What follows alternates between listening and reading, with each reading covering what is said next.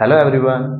आज हम पढ़ने वाले हैं स्वयंप्रेरण और इसमें हम स्वयंप्रेरण गुणांक को पढ़ेंगे और इसके आधार पर एक हेनरी स्वयंप्रेरण गुणांक की परिभाषा को देखेंगे, है ना। तो स्टार्ट करते हैं स्वयंप्रेरण से। तो स्वयंप्रेरण एक घटना है विद्युत चुंबकीय प्रेरण की। इसमें होता क्या है, इसमें एक कुंडली होती है और उस कुंडली में अगर धारा के मान में अगर हम चेंज करते हैं तो उसी कुंडली में प्रेरित विद्युत वाहक बल उत्पन्न हो जाता है और जिसके कारण अगर परिपथ बंद है तो उसमें प्रेरित धारा भी बहती है। इसी घटना को बोलते हैं स्वयंप्रेरण, है ना। तो इसे समझाने के लिए दो कुंडली है यहाँ पे और दोनों कुंडलियों में क्या है, हम धारा के मान में चेंज करेंगे। एक में धारा के मान को बढ़ाएंगे, फिर उस धारा के मान को हम कम करेंगे। तो धारा के मान में चेंज होने से इन दोनों कुंडलियों में प्रेरित धारा उत्पन्न होगी और उसकी दिशा कैसी होती है, लेंज के नियम से वो उसी कारण का विरोध करती है जिससे वो स्वयं उत्पन्न होती है। मतलब जब हम धारा को बढ़ाएंगे तब भी वो धारा का विरोध करेगी और जब हम धारा को कम करेंगे तब भी वो धारा का विरोध करेगी, है ना। कैसे समझते हैं, इसमें क्या है, ये बैटरी है, ये रियोस्टेट है, मतलब धारा नियंत्रक धारा को चेंज करता है, कम भी कर सकता है, ज्यादा भी कर सकता है। तो यहाँ हम धारा बढ़ा रहे हैं तो धारा बढ़ाएंगे तो होगा क्या, जो प्रेरित धारा होगी वो मुख्य धारा की विपरीत दिशा में बहेगी। तो इससे क्या पता लगता है कि प्रेरित धारा मुख्य धारा का विरोध कर रही है ना, इसके बढ़ने का विरोध कर रही है। इसमें क्या है, इसमें मुख्य धारा घटा रहे हैं, तो मुख्य धारा घटा रहे हैं तो जो प्रेरित धारा है वो मुख्य धारा की दिशा में ही प्रवाहित हो रही है। उसका क्या मतलब है, इसका ये मतलब है कि जब धारा को कम कर रहे हैं तो ये प्रेरित धारा क्या कर रही है, इसको बढ़ाने की कोशिश कर रही है, ये उसी की दिशा में बह रही है ना। तो चित्र से आपको ये बात समझ में आई होगी। अच्छा, डेफिनेशन क्या होती है, तो डेफिनेशन में हम देखा हुआ है, पहले से मैं पढ़ देता हूँ, है ना। जब किसी कुंडली में प्रवाहित वैद्युत धारा के मान में परिवर्तन करते हैं तो स्वयं उसी कुंडली में प्रेरित धारा उत्पन्न हो जाती है। इस घटना को स्वयंप्रेरण कहते हैं, है ना।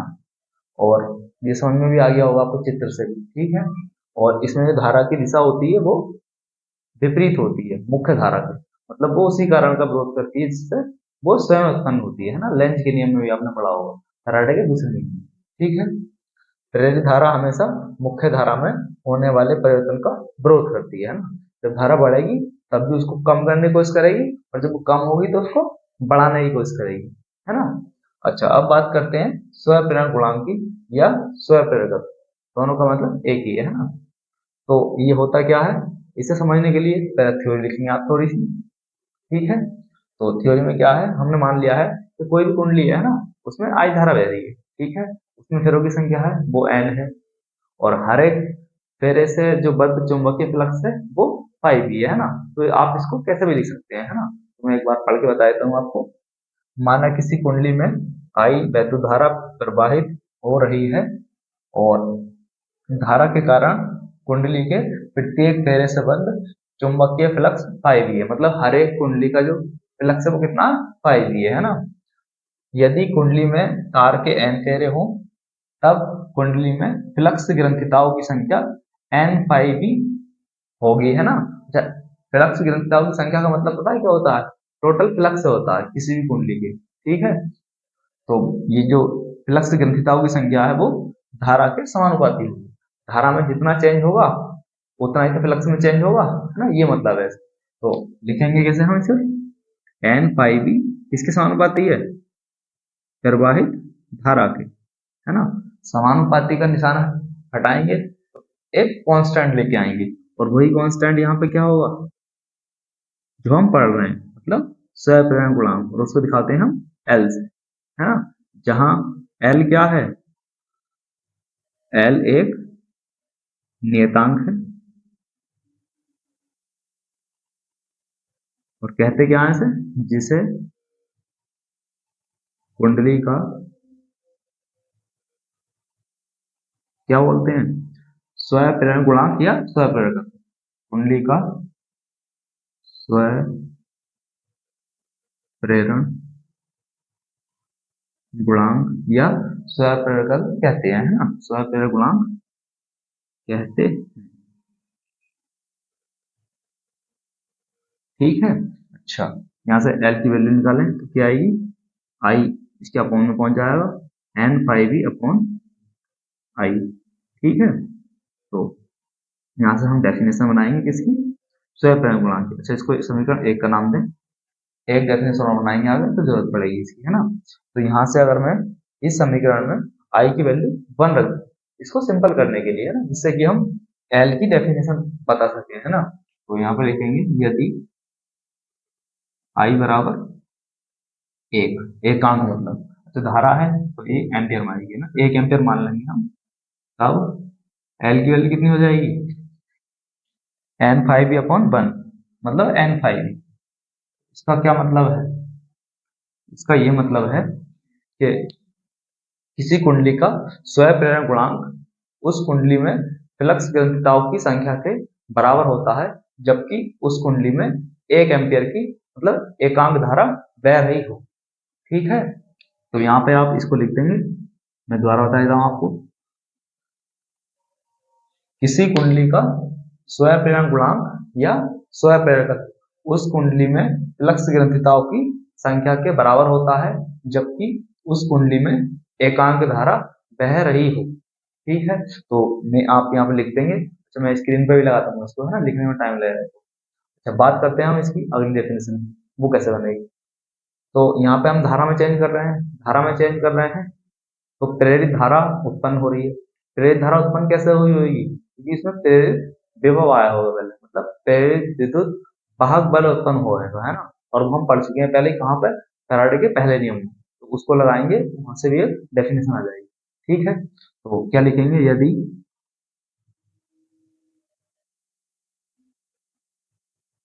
यदि कुंडली हमने मानी है, इसमें आई धारा बह रही है ना स्टार्टिंग में, यदि कुंडली में प्रेरित विद्युत वाहक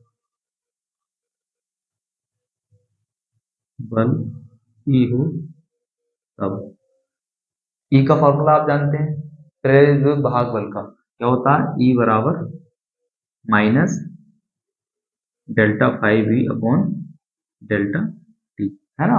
किसी भी कुंडली का, किसी कुंडली में उत्पन्न प्रेरित विद्युत वाहक बल चुंबकीय फ्लक्स में परिवर्तन की ऋणात्मक दर के बराबर होता है ना, पढ़ा है आपने फैराडे के पहले नियम में। अच्छा, यहाँ पे हमने जो माना है, कुंडली में फेरों की संख्या कितनी मानी है, एन फेरे माने है ना। तो यहाँ पे हम जो प्रेरित विद्युत वाहक बल होगा वो कितना हो जाएगा, वो भी एन गुना हो जाएगा। ठीक है, एन को आप डेल्टा के 5v के पास में ले जाएं, क्यों लेके जा रहे हैं पता लगेगा अभी। डेल्टा एन 5v, अब बताइए एन 5v क्या हो गया, ये हो गई फ्लक्स ग्रंथिताओं की संख्या, है ना। और इसकी वैल्यू हम समीकरण 1 से निकाल सकते हैं, कितनी आ जाएगी वो, एन 5v बराबर एल इंटू आई, यहाँ पर दिख भी रहा होगा आपको, है ना। तो यहाँ पर लिखेंगे हम समीकरण 1 से, समीकरण 1 से क्या बात समझ में आ जाएगी हमें, एन 5 की वैल्यू कितनी आ जाएगी, एल आई, है ना। तो यहाँ पे रखें डेल्टा एन 5v, एन 5 की वैल्यू कितनी है, सॉरी, एल आई। अब एल क्या है, स्वयं प्रेरण गुणांक कुंडली का, और वो क्या है, नियतांक भी है। तो नियतांक के वो डेल्टा से बाहर आ जाए, इसे कैसे लिख सकते हैं हम, माइनस एल डेल्टा आई अपॉन डेल्टा टी, है ना। उधर लिखता हूँ, एल की डेफिनेशन निकालनी है ना हमें, तो यहाँ से एल की वैल्यू निकालें, तो वही आ जाएगा एल बराबर माइनस ई अपॉन, ये इसके भाग में पहुंच जाएगा, है ना, डेल्टा आई अपॉन डेल्टा टी। अब डेफिनेशन निकालने के लिए, इसको सिंपल करने के लिए, जो नीचे है इसके डिनोमिनेटर में, हर में इसके, उसको हम एक मान लेंगे, एकांक मान लेंगे। यदि ठीक उसी तरह से जिस तरह से हमने यहाँ पे एल की डेफिनेशन निकालने के लिए आई को एक मान लिया था, है ना, सेम उसी तरह से डेफिनेशन निकालनी है ना एल की एक और, तो इसलिए हम जो नीचे होगा उसको एक मान लेंगे। यदि डेल्टा आई अपॉन डेल्टा टी, इसको हम कितना मान लें, एक। अच्छा, क्या है ये, एम्पियर प्रति सेकंड, लिख भी सकते हैं यहाँ पे, क्या हो जाएगा तब, एल बराबर माइनस ई हो जाएगा, है ना। अच्छा, अगर हम संख्यात्मक न्यूमेरिकल वैल्यू की बात करें, संख्यात्मक मान की, माइनस चिन्ह को छोड़ सकते हैं ना। अच्छा, वैसे माइनस चिन्ह बताता क्या है? तो माइनस चिन्ह ये बताता है कि कुंडली में जो प्रेरित विद्युत वाहक बल है या प्रेरित धारा है वो उसी कारण का विरोध करती है जिससे वो स्वयं उत्पन्न होती है ना। ये हम लेंथ के नियम में ही पढ़ चुके हैं ये बात, ठीक है। तो माइनस चिन्ह ये बताता है L बराबर E लिख दे रहे हैं हम। ये क्या है? न्यूमेरिकल वैल्यू, मतलब संख्यात्मक मान है इसका, यह संख्यात्मक रूप से हम इसको देख रहे हैं। तो डेफिनेशन कैसे बनाएंगे आप? यहाँ पे क्या लिखेंगे आप डेफिनेशन में इसकी? किसी कुंडली का स्वप्रेरण गुणांक या स्वप्रेरकत्व प्रेरित विद्युत वाहक बल के उस संख्यात्मक मान के बराबर होता है जबकि उसी कुंडली में धारा परिवर्तन की दर एकांक हो। ठीक है, मैं एक बार फिर बता देता हूँ। किसी कुंडली का स्वप्रेरण गुणांक प्रेरित विद्युत वाहक बल के संख्यात्मक मान के बराबर होता है जबकि उसी कुंडली में या उस कुंडली में धारा परिवर्तन की दर कितनी हो? एकांक हो या 1 एम्पीयर प्रति सेकंड हो, है ना। स्क्रीन पे लगा दूंगा मैं, आप लिख लेंगे, ठीक है। अब हम बात करते हैं 1 हेनरी स्वप्रेरण गुणांक, है ना। यहाँ पे आप हेडिंग बनाएंगे 1 हेनरी। हेनरी को कैसे दिखाते हैं? एस। हेनरी मतलब जो स्वप्रेरण गुणांक है उसका मात्रक हेनरी होता है ना। तो एग्जाम में कई बार आएगी आप, ठीक है। 1 हेनरी स्वप्रेरण गुणांक की परिभाषा, ठीक है। तो कैसे लिखेंगे आप? यहीं से बना सकते हैं आप। एल क्या है? स्वप्रेरण गुणांक। तो ये 1 हेनरी कब होगा? ई क्या है? प्रेरित विद्युत वाहक बल। इसका क्या मात्रा होता है? Volt. 1 volt upon D I upon D T, मतलब 1 एम्पियर प्रति सेकंड। एम्पियर को ए एम्पियर लिख दिया मैंने, ए भी लिख सकते हैं, ठीक है। तो यहाँ से क्या बात समझ में आई है हमें? तो डेफिनेशन हम कैसे बनाएंगे 1 हेनरी की? यदि किसी कुंडली में 1 एम्पियर प्रति सेकंड की धारा परिवर्तन की दर होने पर उस कुंडली में प्रेरित विद्युत वाहक बल 1 वोल्ट हो तो उस कुंडली का स्वप्रेरण गुणांक कितना होता है? 1 हेनरी होता है ना।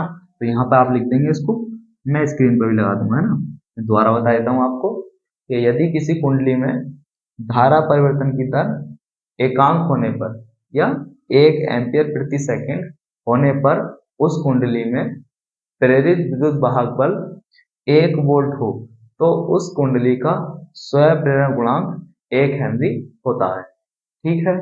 तो मैं उम्मीद करता हूँ ये आपके समझ में आया होगा।